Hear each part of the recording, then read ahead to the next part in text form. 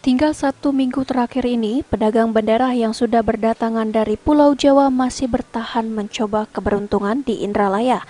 Mereka menghiasi jalan lintas timur Sumatera Indralaya menuju Kayu Agung. Pedagang ini mengaku sengaja datang dari Pulau Jawa guna menjual bendera hasil produksi kampung halamannya sendiri. Namun untuk tahun ini mereka mengaku mengalami penurunan omset penjualan hingga 50%.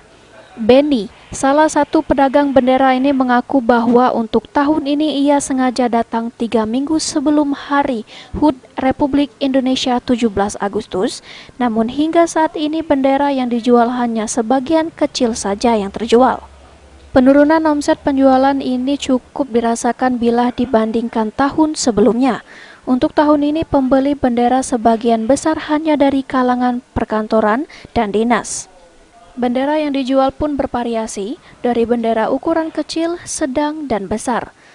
Selain itu juga ada backdrop dan berbagai jenis lainnya dengan harga bervariasi Rp60.000 hingga Rp300.000. Namun bendera yang dijualnya belum banyak yang laku, pembelian secara banyak atau periodik tidak dialaminya, sebagaimana tahun lalu yang dialaminya.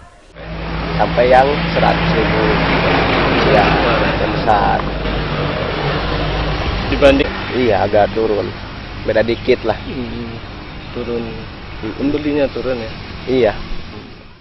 Ahmad Romawi, PAL TV.